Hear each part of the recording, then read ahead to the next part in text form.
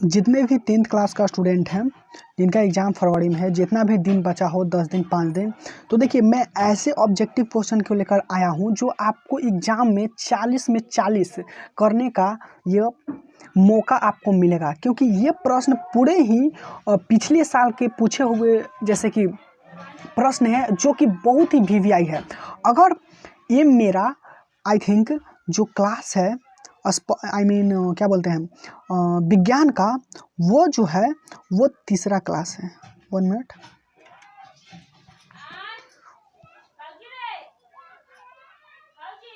है जिसमें क्लास तीसरा है।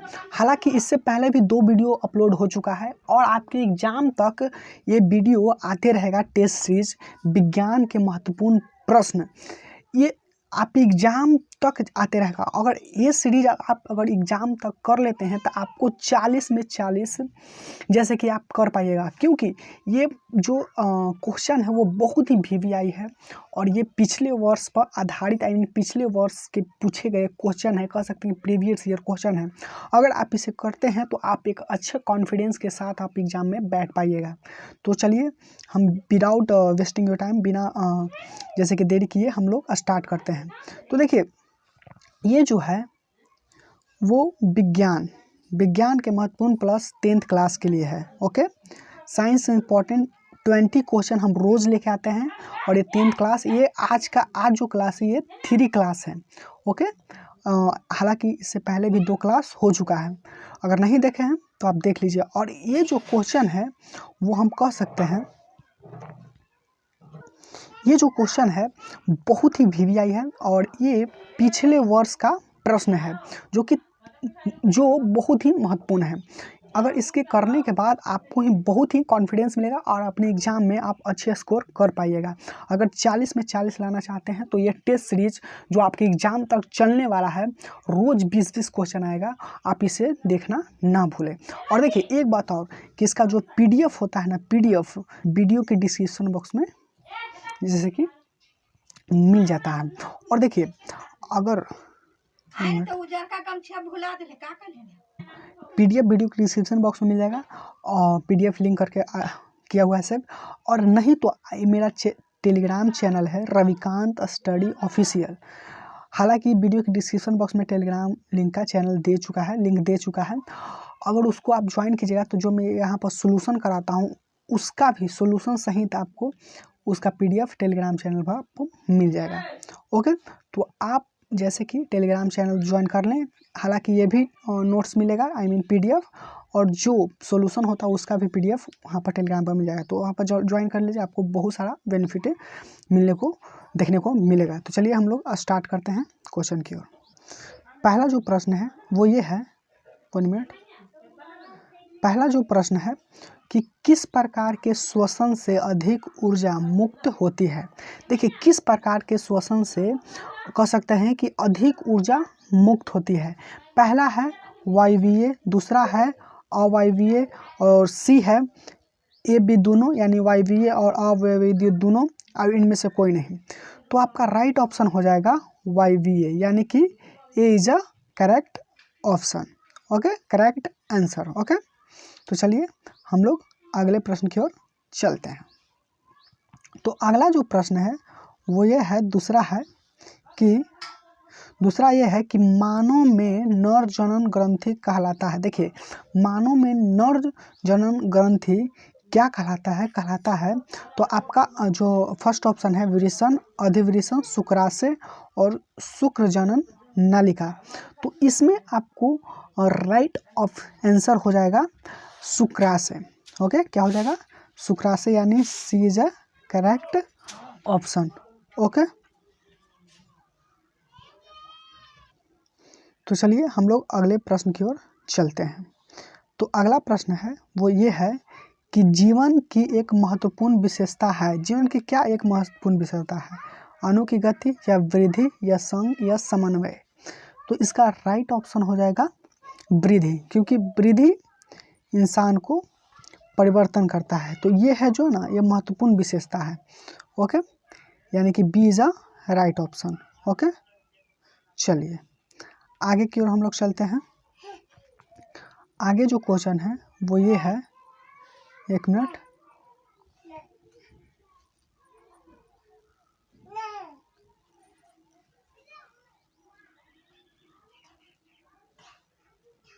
क्वेश्चन है कि स्वपोषी पोषण होता है, जो स्वपोषी पोषण होता है वो क्या होता है। तो स्वपोषी पोषण किस में होता है, कवक में, आई मीन 1 मिनट, पौधों में या कवक में या कुछ प्रोस्टा और प्रोकैरियोटिक्स में, या ए और सी दोनों, या ग्लाइकोलाइसिस, इसमें से सॉरी यही है, यहीं तक है। तो देखिए इसका राइट ऑप्शन हो जाएगा, वो हो जाएगा ए, यानी पौधा में होता है ना वो स्वपोषी पोषण होता है, यानी कि A is a correct option. Okay, चलिए अब हम लोग अगले प्रश्न की ओर चलते हैं। अगला प्रश्न है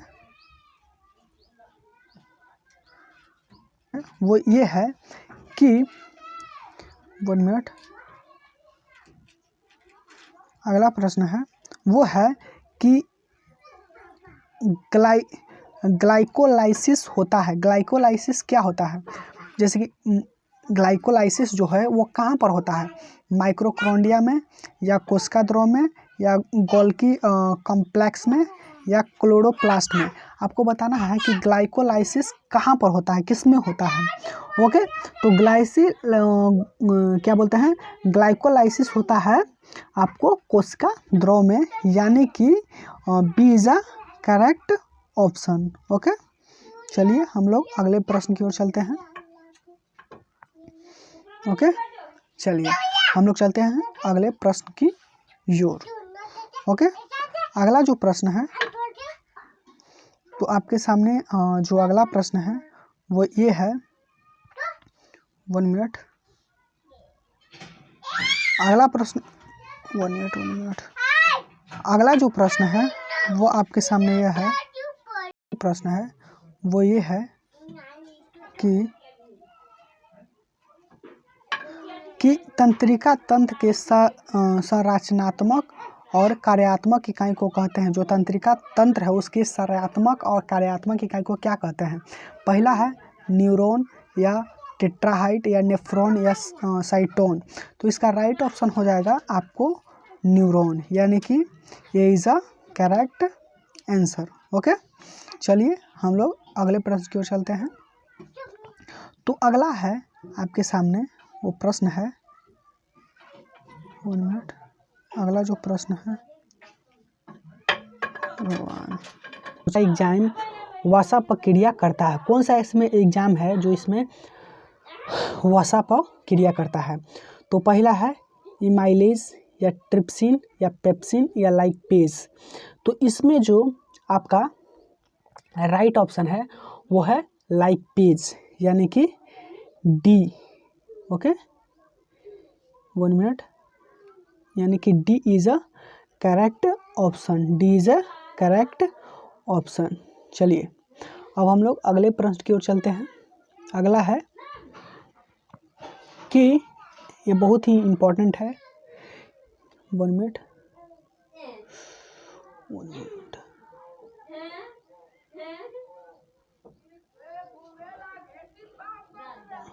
आपका अगला जो प्रश्न है वो ये है कि ओजोन का आणविक सूत्र है, ओजोन का जो है आणविक सूत्र क्या है। तो देखिए आपको पता है कि O3 ओजोन का आणविक सूत्र होता है। ओके, O3 क्या होता है, ओजोन का आणविक 3, यानी कि हो जाएगा आपके answer right option A is a correct option O3। Okay, चलिए अब हम लोग चलते हैं अगले प्रश्न की ओर। ओके, अगला जो प्रश्न है वो आपके सामने ये है कि देखिए जो मैं अभी स्क्रीनशॉट ले रहा हूँ, आपको पीडीएफ जैसे कि इसका सॉल्यूशन आपको मिल जाएगा टेलीग्राम चैनल पर या वीडियो के डिस्क्रिप्शन बॉक्स में। ओके, इसलिए मैं आपको स्क्रीनशॉट लेते जा रहा हूँ। ओके, अब देखिए अगला जो प्रश्न है वो ये है कि पीएच का कौन सा मान क्षारक विलयन को निरूपित करता है। जो पीएच का कौन सा मान है जो क्षारक विलयन का निरूपित करता है। तो पहला हो जाएगा 2, 7, 13 या 6। तो आपको पता है कि 7 से ऊपर आता है तो क्या होता है, वो क्षार कहलाता है। ठीक, यानी कि क्या हो जाएगा 13, यानी कि C is a correct option. C is a क्या हो जाएगा करेक्ट ऑप्शन। चलिए हम लोग अगले प्रश्न की ओर चलते हैं। अगला जो प्रश्न है वो आपके सामने है, देखिएगा ध्यान से। अगला जो प्रश्न है वो ये है कि जल के अणु में हाइड्रोजन, जल जो होता है ना H2O, उसमें हाइड्रोजन और ऑक्सीजन के परमाणुओं की संख्या का अनुपात, परमाणुओं की संख्या का अनुपात क्या होता है? पहला 1.1, दूसरा 2.1 या 3.3 अनुपात है 1 या 1:2। तो इसमें जो आपका राइट ऑप्शन हो जाएगा वो हो जाएगा आपके सामने, कह सकते हैं कि 2.1, यानी कि कह सकते हैं कि B is a correct option. Okay, B is a correct option. चलिए अब हम लोग अगले प्रश्न की ओर चलते हैं, ताकि ये तो बहुत ही ईजी है, आपको सबको इसका जवाब देना चाहिए क्योंकि बहुत ही ये ईजी कह सकते हैं कि सवाल है। वो ये है, थोड़ा सा ध्यान से देखिएगा, वो ये है कि कौन सा धातु है इसमें, प्लास्टिक है या कपड़ा है या पॉलीथीन है या तांबा है? तो इसका राइट ऑप्शन तो आपको सबको पता होगा, तांबा। ओके, चलिए हम लोग अगले प्रश्न की ओर चलते हैं। अगला प्रश्न है, थोड़ा सा ध्यान से देखिएगा। अगला जो प्रश्न है वो ये है कि 1 मिनट,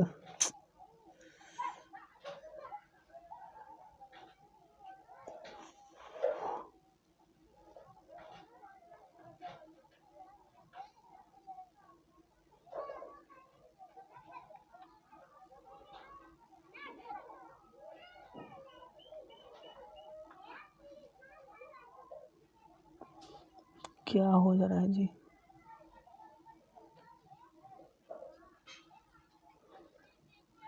ये ऑक्साइड के विलयन का पीएच मान क्या होता है? अम्लीय जो ऑक्साइड होता है उसका जलीय विलयन जो होता है उसका पीएच मान क्या होता है? पहला है 12, बी है 7, सी है 8 और डी है 4। तो इसका आपको बताना है कि राइट ऑप्शन क्या होता है। तो देखिए आपको पता है कि अम्लीय ऑक्साइड का, जैसे कि इसमें आपको बताना है, एकदम कॉमन सेंस लगाना है। ओके, तो इसका राइट ऑप्शन हो जाएगा आपके सामने, क्या हो जाएगा डी, यानी कि 4। ओके, चलिए हम लोग अगले प्रश्न की ओर चलते हैं। ओके, चलते हैं। देखिए अगला जो प्रश्न है वो ये है, आपको बताना है कि सबसे कठोर प्राकृतिक पदार्थ है, जो सबसे कठोर है जो प्राकृतिक पदार्थ है वो क्या है? पहला है चांदी, लोहा, हीरा या कोयला। आपको बताना है कि इसमें क्या है। तो इसका आपको राइट ऑप्शन हो जाएगा, वो हो जाएगा सी, यानी कि आपको क्या हो जाएगा हीरा हो जाएगा, यानी कि C is a correct option. Okay, चलिए अब हम लोग अगले प्रश्न की ओर चलते हैं। अगला जो प्रश्न है वो आपके सामने यह है, 14वां प्रश्न वो ये है कि सिल्वर आयोडाइड का रंग कैसा होता है? पहला है श्वेत, पीला, लाल या हरा। तो आपको बताना है कि इसमें कौन सा राइट ऑप्शन हो जाएगा। ओके, तो सिल्वर आयोडाइड का रंग होता है, वो जो होता है पीला, यानी कि B is a correct option. Okay, चलिए अगले प्रश्न की ओर चलते हैं। अगला प्रश्न है आपके सामने, यानी कि 15वां प्रश्न है वो ये है, थोड़ा सा ध्यान दीजिएगा, थोड़ा सा छोटा और करते हैं।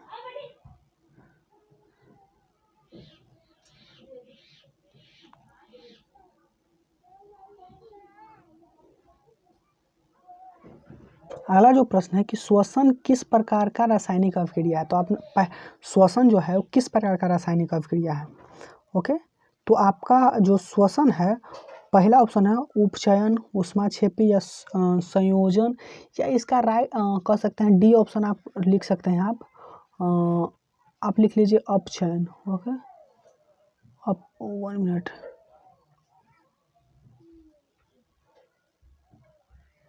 आप लिख लीजिए क्या, अपचयन, छोड़ दीजिए अपचयन।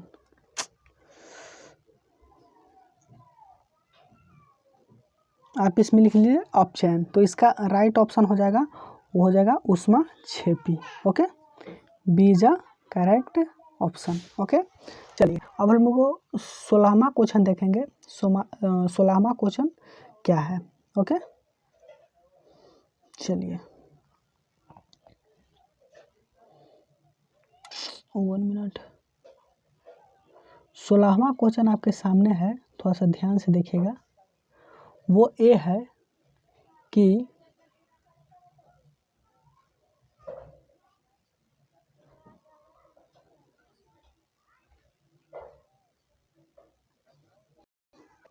सोलहवां क्वेश्चन है कि पौधों में जनन अंग कहाँ पाए जाते हैं। जो पौधा होता है उसमें जनन अंग कहाँ पर पाया जाता है। तो पहला है जड़ में, पुष्प में, या तना में, या फल में। तो आपको पता होगा कि पौधों में जनन अंग जो पुष्प में पाया जाता है, यानी कि B is a right option. Okay, चलिए अब हम लोग चलते हैं अगले प्रश्न की ओर। ओके, अगला जो प्रश्न है वो ये है, थोड़ा सा ध्यान से देखिएगा, कि मस्तिष्क का कौन सा भाग शरीर की स्थिति तथा अनुसरण करता है। मस्तिष्क का कौन सा ऐसा भाग है जो शरीर की स्थिति और अनुसरण करता है। तो देखिए पहला ऑप्शन है अग्रमस्तिष्क, दूसरा है अनुमस्तिष्क, मध्यमस्तिष्क, या इनमें से कोई नहीं। आपको बताना है कि इसमें राइट ऑप्शन क्या हो जाएगा। ओके, तो इसका राइट ऑप्शन है अनुमस्तिष्क, यानी कि कह सकते हैं कि B is a correct option. Okay, चलिए अब हम लोग अगले प्रश्न की ओर चलते हैं, 18वां क्वेश्चन की ओर चलते हैं। ये जो आपको बार बार दिखाई दे रहा है ना, वो स्क्रीनशॉट ले आ रहा है ताकि आपको PDF आसानी से मिल सके। ओके, चलिए अगला जो प्रश्न है आपके सामने वह है, थोड़ा सा ध्यान से,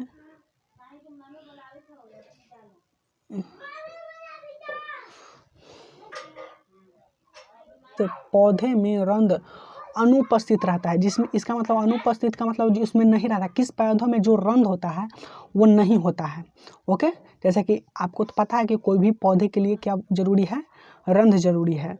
तो आप बताइए किस पौधे में नहीं होता है। पहला है आम, हाइड्रिला, या नागफली, या कनेर। इसमें राइट ऑप्शन क्या होगा आपको बताना है। तो इसमें हो जाएगा राइट ऑप्शन बी, यानी कि हाइड्रिला, यानी B is a correct option.